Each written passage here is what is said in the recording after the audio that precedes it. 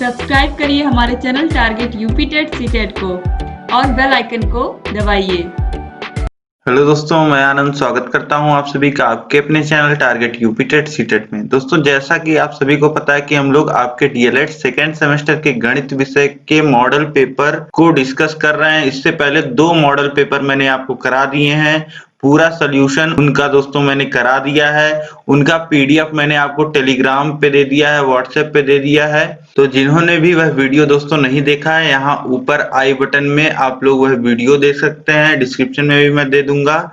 गणित विषय की पूरी प्लेलिस्ट की लिंक मैं आपको दे दूंगा। उसमें आप जिस भी चैप्टर में आपको दिक्कत है उस चैप्टर की आप पढ़ाई कर सकते हैं, उस पे प्रैक्टिस कर सकते हैं। और अगर आपको राजन सीरीज में कोई प्रश्न नहीं समझ में आ रहा है तो पूरा राजन सीरीज में मैंने आपको पढ़ा रखा है। हर एक क्वेश्चन को दोस्तों, जो प्रश्न आपके गलत दिए गए हैं उनको भी मैंने सही करके पढ़ाया है। इसी प्रकार पवन सीरीज, आपके प्रीवियस ईयर क्वेश्चन पेपर, तो हर एक चीजें दोस्तों मैंने आपको पढ़ा दी हैं। आप चैनल पे देखेंगे तो सभी वीडियो, सभी क्लासेस उपलब्ध हैं। आप कभी भी इनको देख सकते हैं। तो दोस्तों, अब चलिए हम लोग स्टार्ट करते हैं। देखिए, यह मॉडल पेपर जो है आपका थर्ड, यह थोड़ा सा टफ मैंने बनाया है। और आप लोग दोस्तों अभी से कॉपी पेन ले लीजिए, सॉल्व करते हुए चलिए मेरे साथ। और लास्ट में आपको बताना है कि आपके कितने अंक आ रहे हैं। ठीक है, चलिए हम लोग स्टार्ट करते हैं दोस्तों। देखिए, बहुविकल्पी प्रश्नों में पहला प्रश्न है, किसी परिमेय संख्या के समतुल्य परिमेय संख्या होती है। 1 होती है, 2 होती है, 50 होती है या अनंत होती है। अब यहाँ पे दोस्तों प्रश्न में क्या पूछ रहा है, प्रश्न को आप समझने का प्रयास करिए कि किसी भी परिमेय संख्या के समतुल्य परिमेय संख्या होती है। मतलब कि कोई अगर परिमेय संख्या है तो इसके समतुल्य कितनी परिमेय संख्याएं हो सकती हैं, यह इस प्रश्न में पूछा जा रहा है। कोई परिमेय संख्या जैसे 1/2 एक परिमेय संख्या है, तो इसके समतुल्य, इसके बराबर कितनी परिमेय संख्याएं हो सकती हैं। 2/4 भी इसके बराबर है, 3/6 या फिर लिखें 4/8। यह सभी जो संख्याएं दोस्तों होंगी, यह सभी संख्याएं 1/2 जो परिमेय संख्या है उसके बराबर होंगी। तो आप यहाँ पे दोस्तों देख पा रहे हैं, अगर कोई भी परिमेय संख्या लिखी है तो उसके बराबर हम लोग जितनी चाहें उतनी परिमेय संख्याएं लिख सकते हैं। मतलब कि अनंत परिमेय संख्याएं हम लोग खोज सकते हैं। तो किसी भी परिमेय संख्या के समतुल्य अनंत परिमेय संख्याएं होती हैं। तो ऑप्शन 4 जो है दोस्तों यहाँ पे बिल्कुल सही हो जाएगा। अब इसके बाद देखिए, प्रश्न संख्या 2 है, 15 की क्रमागत विषम संख्या होगी। तो 15 के क्रमागत आप लोग देखेंगे और संख्या देखेंगे, आप तुरंत ही 15 में 1 जोड़ के 16 उत्तर पे टिक लगा देंगे, सही लगा देंगे। लेकिन क्या लिखा है, क्रमागत विषम संख्या। ठीक है, तो दोस्तों मैंने आपको बताया था ऐसा ही प्रश्न क्रमागत सम संख्या का मैंने बताया था। तो जब भी आपको क्रमागत सम संख्या या क्रमागत विषम संख्या किसी संख्या का पूछता है तो हम लोग 2 जोड़ते हैं। ठीक है, तो 15 में 2 जोड़ेंगे तो 17 हमको मिल जाएगा। तो ऑप्शन 3 जो हो जाएगा वह बिल्कुल सही हो जाएगा। मतलब कि यहाँ पे देखिए 15 एक विषम संख्या है और इसके बाद जो विषम संख्या आएगी वह कैसे हमें प्राप्त होगी, जब हम 15 में 2 जोड़ेंगे, यानी कि 17। तो 15 की क्रमागत विषम संख्या जो होगी वह 17 होगी। ठीक है दोस्तों, अब इसके बाद देखिए प्रश्न संख्या 3 है, 2 क्रमागत पूर्णांकों के मध्य कितने पूर्णांक होते हैं।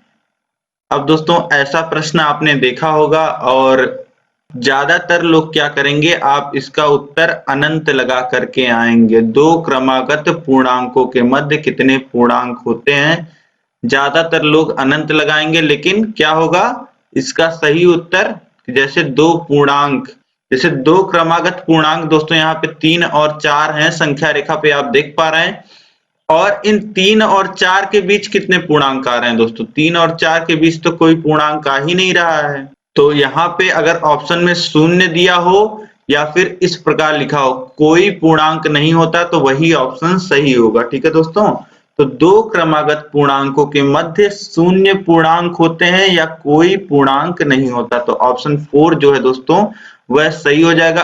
पूर्णांक संख्याएं कौन कौन सी होती है दोस्तों, धनात्मक पूर्णांक होता है 1, 2, 3, 4, 5। तो इस प्रकार किसी भी 2 पूर्णांक जो क्रमागत पूर्णांक है उनके बीच जब आप देखेंगे तो कोई दूसरा पूर्णांक नहीं आता, दो क्रमागत पूर्णांकों के बीच कोई पूर्णांक नहीं आता। तो ऑप्शन 4 जो है यहाँ पे वह बिल्कुल सही हो जाएगा।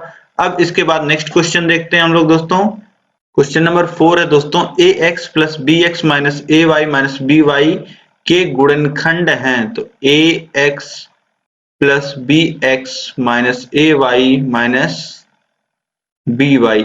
अब यहाँ पे दोस्तों अगर हम कॉमन लेना चाहें तो पहले दो पदों में आप देखिए तो हमें x कॉमन मिल रहा है और दूसरे दोनों पदों में जो लास्ट के दो पद हैं उसमें हमें y माइनस y कॉमन मिल रहा है।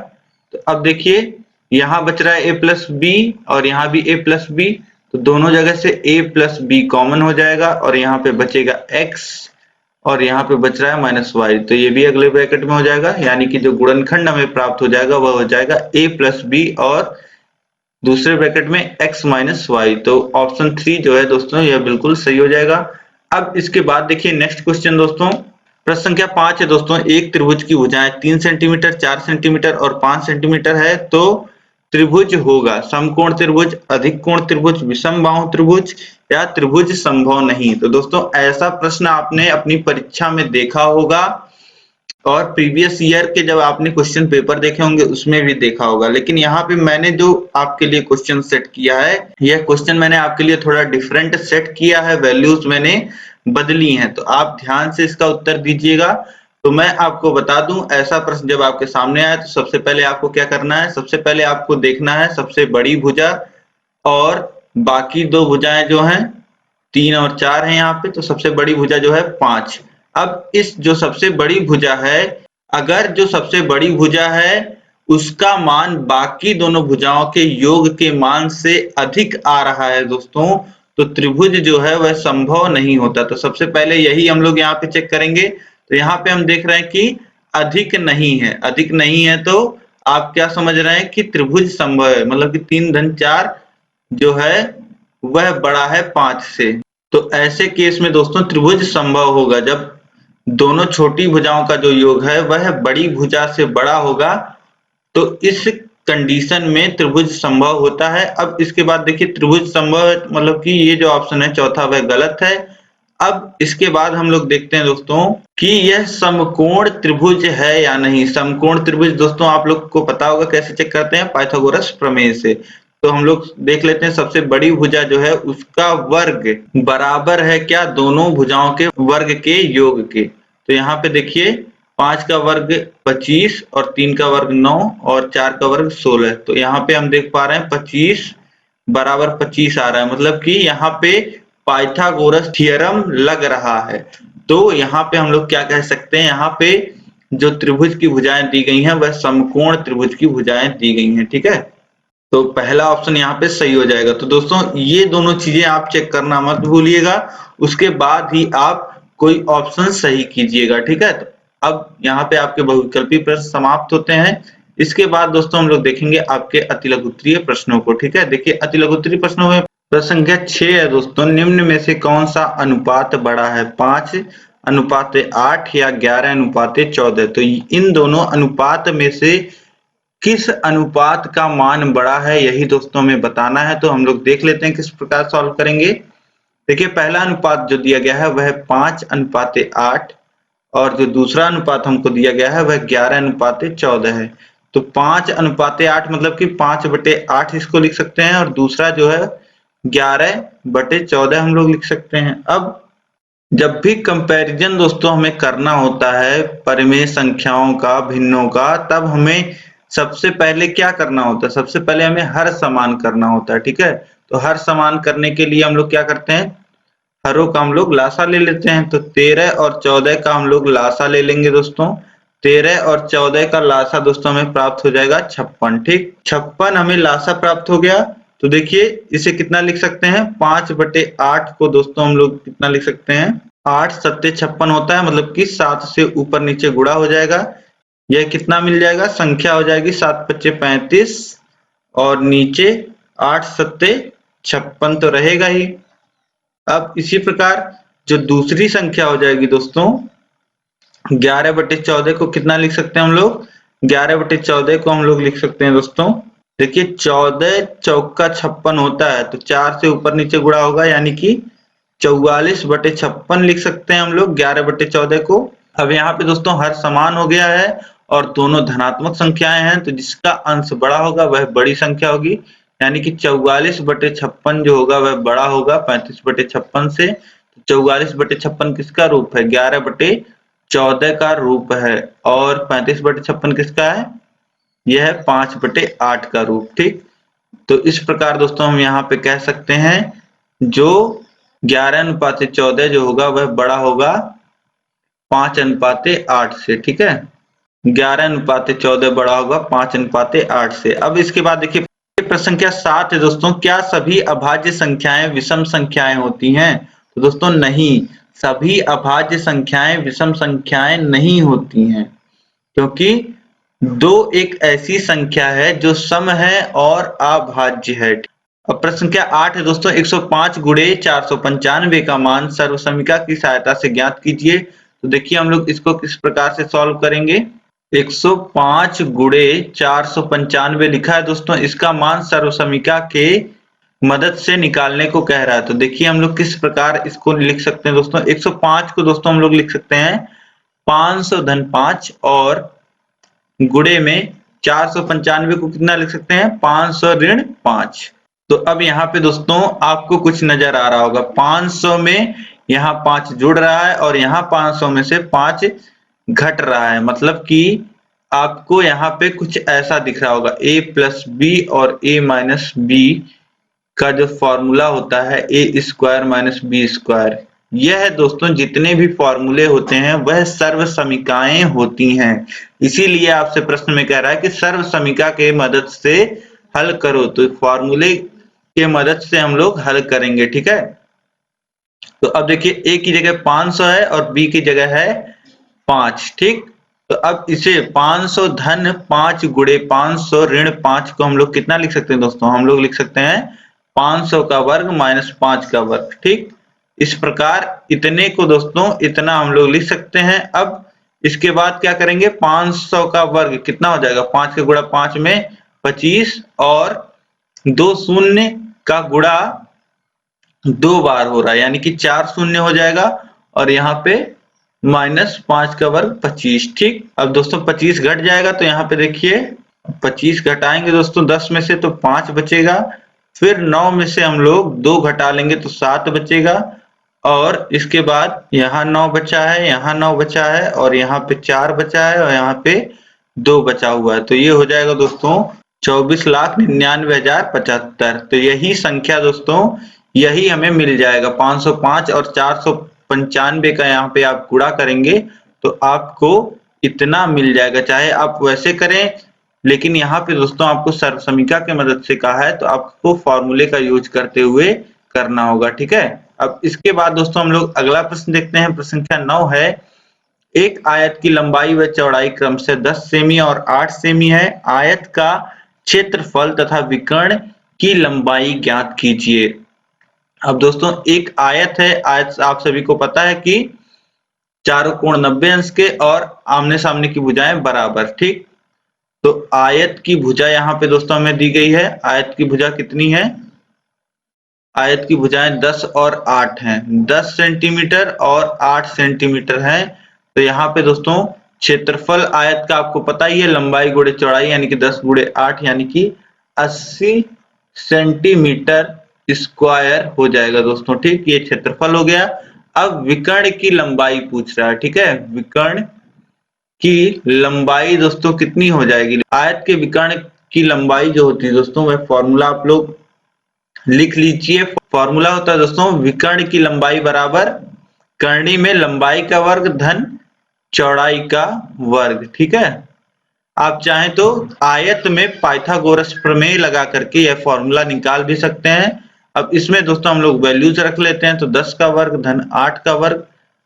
अब ये हो जाएगा कर्णी में 100 धन 64 और फिर कर्णी में से लिख सकते हैं 164 और इसे सॉल्व करेंगे तो इसे लिख सकते हैं कर्णी में 4 गुणे 41 या फिर और सॉल्व करेंगे इसे तो लिख सकते हैं 4 बाहर आ जाएगा करनी में बचेगा 41। तो इतना लंबाई मिल जाएगा विकर्ण का 2√41 सेंटीमीटर और क्षेत्रफल जो मिल जाएगा दोस्तों हमें आयत का वह मिल जाएगा 80 वर्ग सेंटीमीटर। ठीक है। अब इसके बाद देखिए प्रश्न संख्या 10 है दोस्तों। 40 मजदूर किसी काम को 25 दिन में करते हैं तो 50 मजदूर उसी काम को कितने दिन में करेंगे। ठीक है। तो यहाँ पे दोस्तों एक काम को किया जा रहा है 40 मजदूरों के द्वारा 25 दिन में, और यही पूछ रहा है कि वही काम अगर 50 मजदूरों को करना होता है तो कितने दिन लगते हैं, कितना समय लगता है। ठीक है। तो अब यहाँ पे दोस्तों एक फॉर्मूला आप लोग याद रखिएगा। आप याद रखिए पहले तो मजदूर मैन पावर होती है तो m याद रखिए और दिन डे का d याद रखिए। तो फॉर्मूला होता है m1 d1 बराबर m2 d2। ये फॉर्मूला याद रखिएगा, यह आपके लिए आसान पड़ेगा। ठीक है।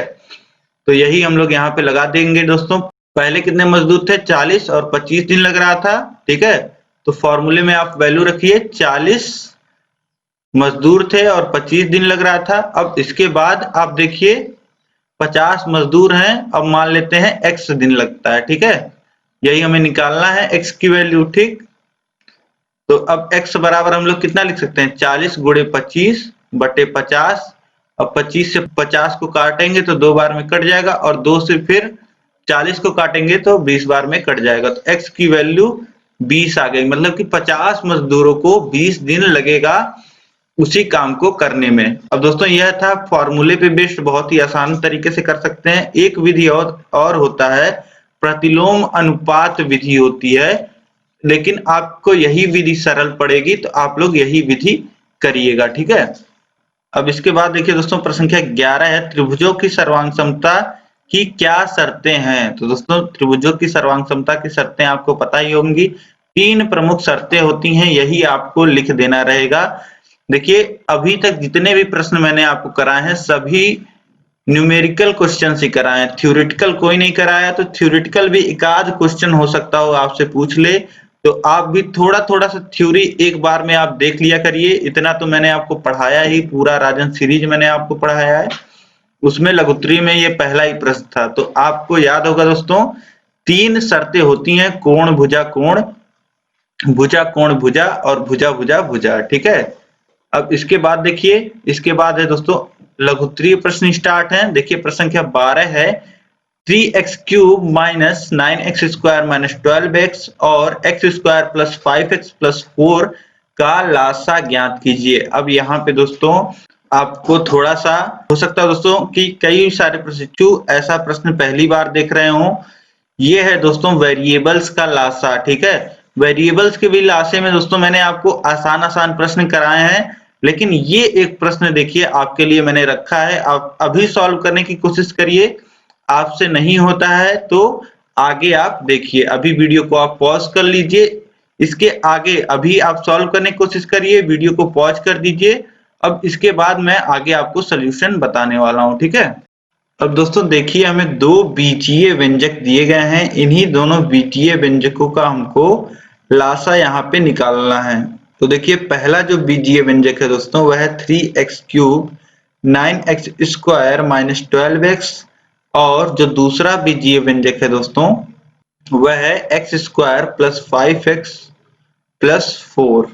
यही दोस्तों हमको यहाँ पे दिया गया है। अब देखिए हमें यहाँ पे करना क्या है दोस्तों, हमें यहाँ पे दोनों बीजीय व्यंजकों का गुणनखंड ले लेना है। और दोस्तों गुणनखंड लिखने के बाद हम लोग जैसे अभाज्य गुणनखंड लिखते थे और उससे लासा हम लोग लिखते थे, उसी प्रकार हमें यहाँ पे करना है। तो देखिए यहाँ पे देखिए दोस्तों सबसे पहले तो यहाँ पे सभी पदों में आपको x दिख रहा है और ध्यान से आप देखेंगे तो 3 भी दिख रहा है। तो 3x सबसे पहले हम लोग कॉमन ले लेते हैं दोस्तों यहाँ पे। तो यहाँ पे बचेगा क्या x square minus 3x minus 4। ठीक। अब इसके बाद देखिए 3x अंदर दोस्तों आप देखिए तो एक बार और हम लोग अभी इसका गुणनखंड कर सकते हैं, यानी कि इसको हम लोग लिख सकते हैं x square minus 4x plus x minus 4। अब इसके बाद देखिए इसको कितना लिखा जा सकता है 3x। अब इसके बाद दोस्तों अंदर देखिए एक बार हम लोग x कॉमन लेना चाहें तो पहले दो पदों में x हमको कॉमन मिल जाएगा, यानी कि क्या बच जाएगा x प्लस 4, और दूसरे बाकी दोनों पदों में कुछ कॉमन नहीं है तो 1 कॉमन ले सकते हैं, तो ये हो जाएगा x माइनस 4 यहाँ भी। तो इसे हम लोग लिख सकते हैं दोस्तों 3x, और ब्रैकेट में यहाँ पे देखिए दोनों जगह x माइनस 4 है, तो x माइनस 4 हम लोग कॉमन ले लेंगे और बचेगा क्या यहाँ पे x प्लस 1, तो दूसरे ब्रैकेट में x प्लस 1, यानी कि इसे हम लोग कितना लिख सकते हैं दोस्तों, इसे हम लोग लिख सकते हैं 3x into x minus 4 into x plus 1। ठीक है, इसका गुणनखंड दोस्तों हमको इतना मिल गया। अब इसके बाद दूसरे पद को भी दोस्तों हम यहाँ पे देख लेते हैं, तो दूसरा पद आसान है, देखिए एक ही बार इसका गुणनखंड कर लेना बहुत आसानी से। 5x को तोड़ के हम लोग क्या लिख सकते हैं 4x प्लस x, ठीक, और यहाँ पे प्लस 4 है, और ये हो जाएगा दोस्तों x plus 4 into x plus 1। आप ऐसे ही डायरेक्टली लिख सकते हैं। आप गुणनखंड दोस्तों आप जितना करेंगे प्रैक्टिस आपको उतना ही मजा आएगा और आप उतने ही तेजी से गुणनखंड कर पाएंगे। तो थोड़ा सा शुरू में हो सकता है कठिन लग सकता है, आप मेरी पिछली कई वीडियोस देखेंगे तो आपको गुणनखंड बहुत अच्छे से समझ में आ जाएगा। फिर भी नहीं आता है तो आप मुझे कमेंट करके बताइएगा, हमेशा मैं आपके लिए अवेलेबल हूँ 24 आवर्स। अब इसके बाद देखिए दोस्तों दोनों का गुणनखंड हो गया। अब दोस्तों गुणनखंड करने के बाद दोस्तों हम लासा किस प्रकार लिखते हैं, लासा हम लोग लिखते हैं जितने अलग अलग पद आ रहे हैं दोस्तों सभी पदों को हम लोग लासा में इंक्लूड करते हैं। तो अब दोस्तों दोनों गुणनखंड को आप बहुत ध्यान से देखिए, अलग अलग पद हमको खोजने हैं, उन्हीं को लिख लेना है। तो यहाँ पे देखिए 3x आ रहा है और यहाँ पे देखिए कुछ ऐसा आ रहा है, तो ऐसा कुछ यहाँ पे नहीं आ रहा है तो इसे हम लोग 3x लिख लेंगे। अब यहाँ पे देखिए पहले गुणनखंड में तो यहाँ पे x माइनस 4 आ रहा है और यहाँ पे देखेंगे x माइनस 4 कहीं आ रहा है तो नहीं आ रहा, तो यहाँ पे ऐसे x माइनस 4 लिख लेंगे। अब इसके बाद देखिए यहाँ पे x प्लस 1 आ रहा है और यहाँ पे भी x प्लस 1 आ रहा है, ठीक है, तो x प्लस 1 लिख लेंगे। ठीक है दोस्तों, अब दोनों जगह आ रहा है तो भी एक ही बार लिखेंगे, लेकिन कहीं एक जगह 2 बार आता है तो हम लोग x प्लस 1 2 बार लिखते। जैसे यहाँ पे x प्लस 1 एक बार और आ जाता तो यहाँ पे x प्लस 1 2 बार लिखा जाता है, लेकिन एक एक बार दोनों जगह आ रहा है तो हम लोग एक ही बार लिखेंगे। ठीक है, अब यहाँ पे देखिए x प्लस 4 और बच रहा है तो x प्लस 4 और यहाँ पे लिख लेंगे, यही हमारा लघुत्तम समापवर्तक हो जाएगा। अब इसे थोड़ा सा आप चाहें तो सॉल्व भी कर सकते हैं। 3x यहाँ पे देखिए x माइनस 4 है और यहाँ पे x प्लस 4 है, इसे सॉल्व करके कितना लिख सकते हैं x स्क्वायर माइनस 4 का स्क्वायर यानी 16 यानी कि x प्लस 1। ठीक, अब इतने पे दोस्तों आप छोड़ सकते हैं, यही लघुत्तम समापवर्त्य हो जाएगा दोनों बीजीय व्यंजकों का। ठीक है, अब इसके बाद देखते हैं दोस्तों, इसके बाद अगला प्रश्न है प्रश्न संख्या 13, निम्न संख्याओं की माध्यिका ज्ञात करो। तो यहाँ पे दोस्तों हमें संख्याएं दी गई हैं 8, 9, 12, 10, 10, 11, 19, 13, 20 और 22। इन्हीं संख्याओं का हमको माध्यिका ज्ञात करना है। तो देखिए किस प्रकार हम लोग ज्ञात करेंगे। देखिए सबसे पहले हम लोग संख्याओं को लिख लेते हैं, तो 8, 9, 12, 10, 10, 11, 19, 13, 20 और 22 यही संख्याएं दोस्तों हमें दी गई हैं। अब दोस्तों सबसे पहला हम लोग क्या काम करते हैं, जो भी संख्याएं हमको दी गई हैं उनको हम लोग क्रम में लिखते हैं। ठीक है, तो आरोही क्रम में संख्याओं को हम लोग लिख लेते हैं। तो आरोही क्रम में जब हम संख्याओं को लिखेंगे तो संख्याएं क्या हो जाएंगी 8, 9, 10, 10, 11, 12, 13, 19, 20 और 22 ये संख्याएं हो जाएंगी। अब संख्याएं आप काउंट कर लीजिए दोस्तों, कितनी संख्या है 4, 4, 8 और 2 10, मतलब कि n की जो वैल्यू है वह 10 है। 10 है मतलब कि 10 क्या होती है सम संख्या होती है, मतलब कि n की जो वैल्यू है वह सम संख्या है। ठीक है, तो माध्यिका में दो फॉर्मूले लगते हैं दोस्तों, आपको पता होगा, एक सम संख्या का फॉर्मूला होता है माध्यिका का और एक विषम संख्या का। जब n की वैल्यू पे डिपेंड करता है माध्यिका का फॉर्मूला क्या लगेगा। तो यहाँ पे सम संख्या है n की वैल्यू, तो सम संख्या के माध्यिका का फॉर्मूला लगेगा दोस्तों। सम संख्याएं जब दी गई होती है दोस्तों, जब दी गई संख्याओं की संख्या सम संख्या होती है दोस्तों, तो हम लोग क्या फॉर्मूला लगाते हैं 1/2 और फिर ब्रैकेट में n/2 वहां पद का मान धन n/2 धन 1 वे पद का मान। ठीक है। तो ये फॉर्मूला दोस्तों यहाँ पे अप्लाई हो जाता है, ये अप्लाई कर देते हैं तो ये हो जाएगा 1/2। अब देखिए n की वैल्यू 10 है तो n/2 कितना आ जाएगा, पांचवा पद और धन n/2 धन 1 होगा, यानी कि 5 धन 1 हो जाएगा 6वें पद का मान। ठीक है, तो अब दोनों पदों का मान हम लोग रख देते हैं 1/2। 5वें पद का मान कितना है दोस्तों, यहाँ पे स्टार्ट करिए गिनना, पहला, दूसरा, तीसरा, चौथा और पांचवा पद है 11 और धन 6वां पद, उसी के बाद वाला पद 12। ठीक, तो इन दोनों पदों को हम लोग जोड़ देते हैं, 11 धन 12 हो जाएगा 23 और बाहर 1/2 का गुणा है तो बटे में 2 आ जाएगा, यानी कि ये आ जाएगा 11.5। तो माध्यिका की वैल्यू जो आ जाएगी दोस्तों वह आ जाएगी 11.5। ठीक है, तो इस प्रकार उत्तर दोस्तों हमें मिल जाएगा माध्यिका का। इसके बाद देखिए दोस्तों अगला प्रश्न है, प्रश्न संख्या 14 है। यहाँ पे हमको सरल करना है, यहाँ पे हमें बस बॉडमास रूल का अप्लाई करना है।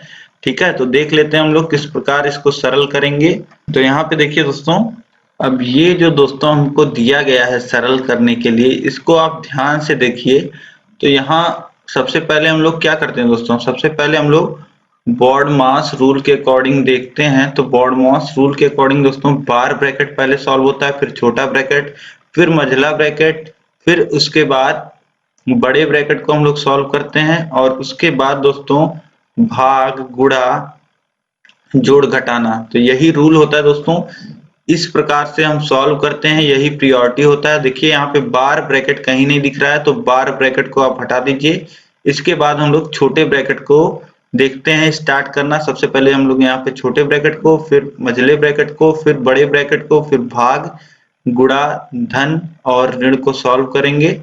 तो अब देखते हैं छोटा ब्रैकेट कहाँ है। सबसे पहले तो छोटे ब्रैकेट को देखेंगे दोस्तों यहाँ पे, तो ये जो छोटा ब्रैकेट लगा है यहाँ पे आप देख रहे हैं, यह तो जो ऋण लगा है इसके उसमें लगा है और यहाँ पे भी वही है और यहाँ पे भी देखिए आप ऋण लगा है यहाँ पे, उसी लिए यहाँ पे छोटे ब्रैकेट का प्रयोग किया गया है। लेकिन यहाँ पे जब आप देखेंगे छोटे ब्रैकेट में, यहाँ तो दो संख्याओं के बीच में घटाना हो रहा है। ठीक है, तो सबसे पहले यहाँ जो ब्रैकेट है उसको हम लोग दोस्तों सॉल्व करेंगे। ठीक है, तो अब यहाँ से दोस्तों सोल्यूशन स्टार्ट होगा। तो यहाँ पे देखिए 3 - 5 है, तो 3 - 5 यानी कि -2 और उसके बाद ये ब्रैकेट हट जाएगा और माइनस का मल्टीप्लाई अंदर होगा। तो यहाँ क्या बच जाएगा दोस्तों, यहाँ बच जाएगा 2 धन 2। ठीक है, बाकी सारी चीजें दोस्तों बिल्कुल सेम रहेगी। देखिए लिख लेते हैं हम लोग, -12 धन ऋण 6 भागा 2 माइनस और बड़े ब्रैकेट में यहाँ क्या है -5 गुणे -4 और यहाँ पे दोस्तों ऋण का चिन्ह है। ठीक है, तो ये आप लोग ध्यान रखिएगा ऋण के चिन्ह को। अब इसके बाद दोस्तों हम लोग सॉल्व कर लेते हैं। तो इसके बाद जब सॉल्व करेंगे तो देखिए क्या आएगा, इसी मझले ब्रैकेट को अब दोस्तों हम लोग सॉल्व करेंगे, क्योंकि छोटा ब्रैकेट हम लोग हटा चुके हैं। तो अब मझले ब्रैकेट को हमको सॉल्व करना है। ठीक है, तो मझले ब्रैकेट को दोस्तों सॉल्व करेंगे तो 2 धन 2 4 हो जाएगा और फिर ब्रैकेट हटाएंगे तो ब्रैकेट के बाहर माइनस का चिन्ह है, इसका गुणा हो जाएगा +4 में, तो -4 हो जाएगा यहाँ पे और ब्रैकेट और यहाँ पे क्या बच गया है, यहाँ पे बचा हुआ है -5 × -4। ठीक, इस प्रकार लिख लेंगे। अब ये हो जाएगा दोस्तों, देखिए इतना आ जाएगा। अब इसके बाद इसके आगे सॉल्व करेंगे दोस्तों, बड़े ब्रैकेट को हम सॉल्व कर लेते हैं। इसके बाद बड़े ब्रैकेट को अब हमको हटाना है। अब बड़े ब्रैकेट में क्या हो रहा है, एक जगह गुणा हो रहा है और एक जगह ऋण हो रहा है। तो हम लोग किससे सॉल्व करेंगे, पहले हम लोग सबसे पहले गुणे को सॉल्व करेंगे। तो ऋण 5 का गुणा ऋण 4 में होगा तो ये हो जाएगा 20 और 20 - 4। ठीक, अब इसके बाद देखिए ऋण 12 धन ऋण 6 भागा 2 ऋण, अब इस ब्रैकेट को सॉल्व करेंगे दोस्तों तो यहाँ पे कितना आ जाएगा, 20 में से 4 चला जाएगा 16 और 16 जब ब्रैकेट के बाहर आएगा तो कितना हो जाएगा, ऋण 16 हो जाएगा। ठीक, अब इसके बाद यहाँ पे देखिए भाग हो रहा है और यहाँ जोड़ हो रहा है, यहाँ घटाना हो रहा है। तो सबसे पहले हम लोग भाग को सॉल्व कर लेते हैं। तो -12 और 2 का भाग होगा -6 में, तो ये कितना बच जाएगा, ये बच जाएगा यहाँ पे -3। ठीक, अब इसके बाद सॉल्व करेंगे दोस्तों तो -12 और फिर ब्रैकेट हटाएंगे ये वाला तो यहाँ -3 हो जाएगा और यहाँ पे -16 है। यानी कि अब जोड़ लेंगे सबको तो -12 -3 और -16 कितना आ जाएगा -31 -31। तो -31 इसका सरलतम रूप आ जाएगा दोस्तों। ठीक है, -31। अब इसके बाद देखिए अगला प्रश्न है, प्रश्न क्या 15। एक समकोण त्रिभुज के आकार की भूमि का क्षेत्रफल 2480 वर्ग मीटर है। समकोण बनाने वाली एक भुजा की लंबाई 124 मीटर है। दूसरी भुजा की लंबाई ज्ञात कीजिए। तो यहाँ पे दोस्तों क्या हमें दिया गया है, यहाँ पे एक भूमि है जो समकोण त्रिभुज के आकार की है। तो एक समकोण त्रिभुज हम लोग दोस्तों बना लेते हैं। एक समकोण त्रिभुज देखिए इसी प्रकार की भूमि है। ठीक, और बोल रहा है कि जो भुजाएं समकोण बनाती है उसमें एक भुजा की जो माप है वह 124 मीटर है। तो दूसरी भुजा की लंबाई ज्ञात कीजिए। तो दोस्तों समकोण बनाने वाली भुजा कौन सी होती है, लंब और आधार होती हैं। इन्हीं में से दोस्तों एक का माप हमें दिया गया है 124 मीटर, तो दूसरी का माप दोस्तों हमसे पूछ रहा है। और त्रिभुज का क्षेत्रफल जो दिया गया है दोस्तों वह 2480 वर्ग मीटर दिया गया है। ठीक है, 2480 वर्ग मीटर है। तो त्रिभुज के क्षेत्रफल का दोस्तों फॉर्मूला आपको पता है, क्षेत्रफल बराबर होता है 1/2 आधार और गुणे ऊंचाई। तो 124 गुणे दूसरी भुजा यहाँ पे लिख लेते हैं दोस्तों क्योंकि हमें पता नहीं है कि कौन सी भुजा यहाँ पे हमें दी गई है। ठीक है, तो दूसरी भुजा यहाँ पे हम लोग लिख लेते हैं दोस्तों। अब देखिए दूसरी भुजा बराबर हम लोग लिखना चाहें तो कितना लिख सकते हैं, दूसरी भुजा बराबर हम लोग लिख सकते हैं 2480 गुणे 2/124। ठीक है, अब 124 से अगर हम लोग दोस्तों 248 को काटना चाहें तो 2 बार में कट जाएगा, यानी कि ऊपर कितना बचा रहेगा, ऊपर बचा रहेगा 2 शून्य और गुणे 2 यानी कि 40। तो यहाँ पे दूसरी भुजा दोस्तों आ गई हमारी, वह आ गई 40 मीटर की। ठीक है, तो यहाँ पे जो दूसरी भुजा हो जाएगी उसकी माप 40 मीटर होगी। ठीक है, अब इसके बाद देखिए प्रश्न संख्या 16 है, यदि AB बराबर 5 A माइनस B बराबर 4 हो तो A cube plus B cube का मान ज्ञात कीजिए। अब यहाँ पे दोस्तों हमें AB का मान दिया गया है, A माइनस B का मान दिया गया है, A cube plus B cube का मान पूछ रहा है। तो देखिए किस प्रकार हम लोग सॉल्व करेंगे इससे। तो A cube plus B cube का फॉर्मूले A cube plus A plus B के होल क्यूब का दोस्तों फॉर्मूला आपको याद होगा कितना होता है, A cube plus B cube plus 3AB।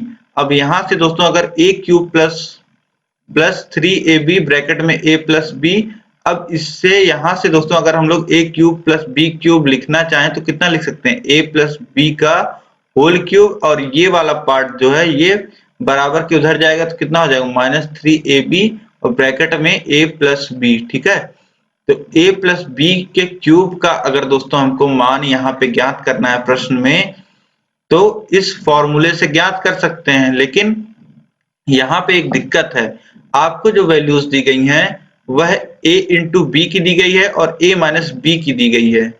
यानी कि हमें जो वैल्यूज पता है वह AB और A माइनस B की पता है, जबकि हमको वैल्यू चाहिए A प्लस B की और AB की। ठीक है, यहाँ पे देखिए आप फॉर्मूले में A प्लस B की वैल्यू हमको चाहिए। ठीक है, AB की वैल्यू तो सही दिया गया है लेकिन A प्लस B की वैल्यू हमको चाहिए।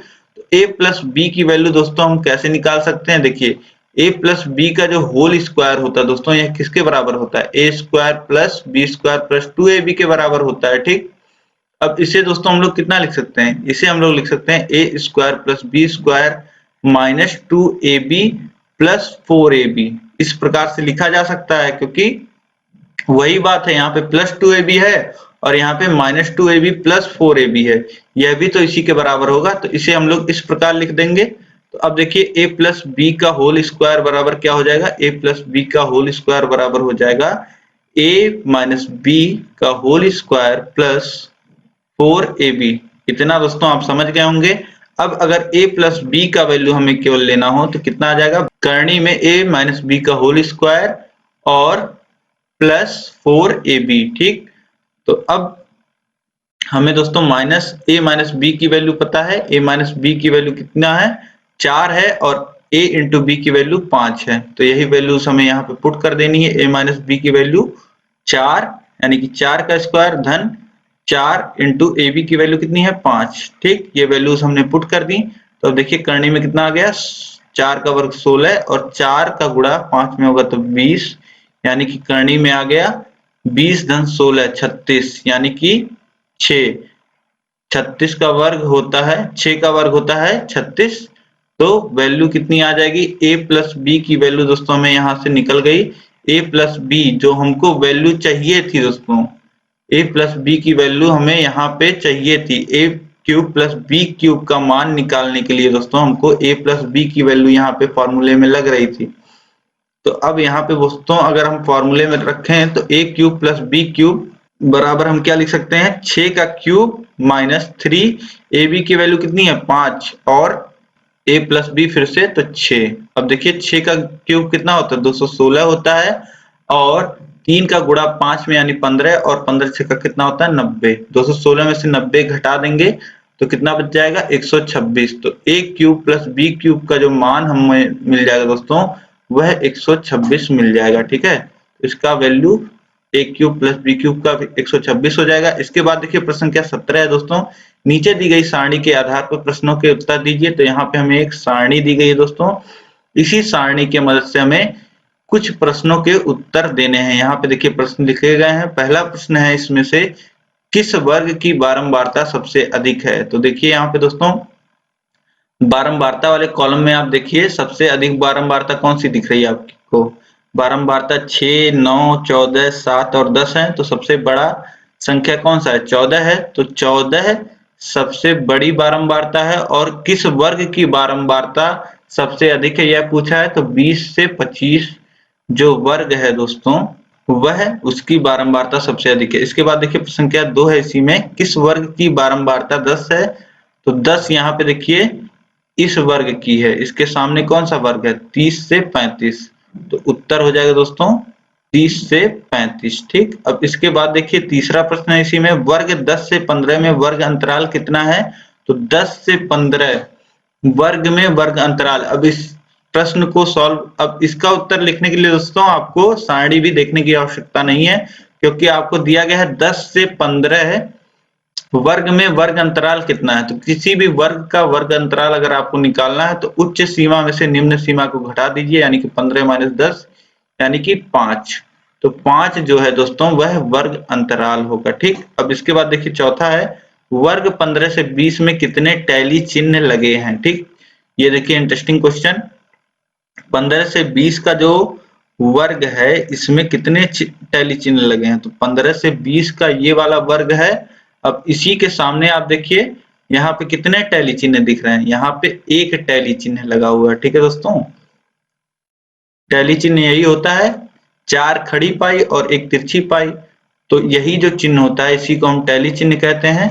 और यह एक लगा हुआ है, तो यहाँ पे हम लोग लिख सकते हैं 15 से 20 वाले वर्ग में एक टैली चिन्ह लगा है। अब इसके बाद देखिए दोस्तों प्रश्न संख्या 18 है, बीजीय व्यंजक x ब्रैकेट में 3x प्लस 6 बराबर 3x स्क्वायर प्लस 6x सर्वसमीका है या नहीं, यही हमको बताना है। तो सर्वसमीका दोस्तों हमें जब भी चेक करना होता है तो देखिए किस प्रकार हम चेक करते हैं। यहाँ पे हमें जो व्यंजक दिया गया है वह दिया गया है x ब्रैकेट में 3x प्लस 6 बराबर 3x स्क्वायर प्लस 6x, यह बायां पक्ष है और यह दायां पक्ष है, बराबर के बाएं साइड बायां पक्ष बराबर के दाएं साइड दायां पक्ष। अब यहाँ पे दोस्तों सर्वसमीका जब हमें चेक करना है तो हम लोग x की विभिन्न वैल्यू रखेंगे और बाएं पक्ष में क्या वैल्यू आ रही है x की उतना मान रखने पर, और दाएं पक्ष में क्या वैल्यू आ रही है x का उतना मान रखने पर, यह हम लोग देखने वाले हैं। ठीक है, तो x का मान 0 रख लेते हैं। तो यहाँ पे देखिए बाएं पक्ष में 0 का गुणा पूरे ब्रैकेट में होगा तो 0 हो जाएगा, और यहाँ पे दाएं पक्ष में देखिए 3 इंटू 0 का स्क्वायर होगा तो 0 धन 6 इंटू 0 कितना हो जाएगा 0 हो जाएगा। इसी प्रकार 1 रखेंगे x की वैल्यू तो ये कितना हो जाएगा 1 इंटू 3 इंटू 1 प्लस 6 यानी कि 3 प्लस 6 यानी कि 9। और इसी प्रकार यहाँ 3 इंटू 1 का स्क्वायर यानी कि 3 फिर प्लस 6 इंटू 1 यानी कि 6 यानी 3 + 6 यानी कि 9। ठीक, इस प्रकार दोस्तों आप देखेंगे तो आपको वैल्यूज जो होंगी दोस्तों वह बराबर मिलेंगी। ठीक है, अब देखिए 2 वैल्यू जब हम रखेंगे तो 2 का गुणा होगा 3 × 2 यानी कि 6 × 6 यानी 12 का गुणा 2 में हो जाएगा तो 24, और इसी प्रकार 3 का गुणा होगा 4 में तो 12 और धन 6 का गुणा 2 में 12, 12 12 24। तो इस प्रकार देखिए दोस्तों यहाँ पे आपको सभी जो वैल्यूज हैं बाएं पक्ष की और दाएं पक्ष की समान मिल रही हैं। तो यह क्या होगा, सर्वसमीका यह होगा। जो बीजीय व्यंजक हमको दिया गया है यह सर्वसमीका होगा, क्योंकि x के विभिन्न मान के लिए जो बायां पक्ष है और जो दायां पक्ष है वह आपस में बराबर है। तो यहाँ पे दोस्तों आप यह जो बीजीय व्यंजक दिया गया है इसको सर्वसमीका लिख सकते हैं। हाँ, यह व्यंजक सर्वसमीका है क्योंकि x के विभिन्न मानों के लिए जो बायां पक्ष है और दायां पक्ष है वह बराबर है। और दोस्तों अगर यही समीकरण होता तो समीकरण में क्या होता है, x के किसी विशिष्ट मान के लिए दोनों पक्षों का मान बराबर होता है। ठीक है, तो सर्वसमीका और समीकरण में आप अंतर समझते होंगे, मैंने आपको कई बार बताया है। ठीक है, अब यहाँ पे दोस्तों आपके सभी प्रश्न समाप्त होते हैं। अब आप मुझे तुरंत कमेंट करके बताइए कि आपके कितने नंबर आ रहे हैं दोस्तों, और यह मॉडल पेपर आपको इजी लगा है या टफ लगा है। अगला जो मॉडल पेपर मैं आपके लिए बनाऊं यह इससे टफ बनाऊं या इससे इजी बनाऊं, यह मैं आपसे जानना चाहता हूं। तो आप मुझे जरूर कमेंट करके बताइए। और इस जो मॉडल पेपर की पीडीएफ है यह आपको दोस्तों टेलीग्राम पे मिल जाएगी। आपके कई साथी दोस्तों नहीं जान पाते हैं कि पीडीएफ कहाँ से मिलती है, तो आप लोग भी प्रयास किया करिए कि आपके जो साथी हैं उनके प्रश्नों के उत्तर आप लोग भी दे दें। तो आप लोग जिन भी साथियों को नहीं पता है कि पीडीएफ कहाँ से प्राप्त की जाती है तो आप लोग उन्हें थोड़ा डिटेल कर दिया करिए ताकि उन्हें जानकारी हो जाए। और दोस्तों यह वीडियो आपको पसंद आई है तो प्लीज आप वीडियो को लाइक कर दीजिए, और चैनल को दोस्तों अभी तक आपने सब्सक्राइब नहीं किया हुआ तो सब्सक्राइब करके बेल आइकन पे जरूर क्लिक कर लीजिए ताकि आपको आने वाली सभी महत्वपूर्ण वीडियोस की नोटिफिकेशन मिल पाए दोस्तों। और इस वीडियो को अधिक से अधिक आप अपने सभी दोस्तों में शेयर करिएगा, क्योंकि यहाँ पे मैंने कई सारे ट्रिकी क्वेश्चंस रखे थे जहां पे आप गलती कर सकते थे। ठीक है, और मैंने आपको पॉइंट आउट करके बताया भी है। तो दोस्तों ऐसी गलती आपके मित्र, आपके सहपाठी परीक्षा में करके ना आए। कोई भी प्रशिक्षु भाई बहन ऐसी गलतियां करके परीक्षा में ना आए, अपने नंबर ना गंवाएं। इसलिए आप इस वीडियो को अधिक से अधिक शेयर करिए, सभी ग्रुपों में शेयर करिएगा। जहां जहां आप शेयर कर सकते हैं प्लीज आप इस वीडियो को शेयर कर दीजिएगा। बहुत मेहनत से दोस्तों मैं आपके लिए खुद से लिख करके मॉडल पेपर क्वेश्चंस को सिलेक्ट करके तैयार कर रहा हूं। तो आप लोग की जिम्मेदारी है आप अधिक से अधिक इस वीडियो को शेयर कर दीजिए। ठीक है दोस्तों, और दोस्तों आपके 3rd सेमेस्टर की भी क्लासेस हमने स्टार्ट कर दी हैं। तो दोस्तों पेपर के बाद आप लोग 3rd सेमेस्टर की क्लासेस जरूर ज्वाइन करिए। अब दोस्तों इस वीडियो को अधिक से अधिक अब दोस्तों अगर आपका कोई डाउट हो तो आप मुझे कमेंट करके बताइए। आपको कोई सवाल और सुझाव मुझे जरूर कमेंट करके बताइए। इस वीडियो में दोस्तों अंत तक बने रहने के लिए आप सभी लोगों का बहुत बहुत धन्यवाद। जय हिंद।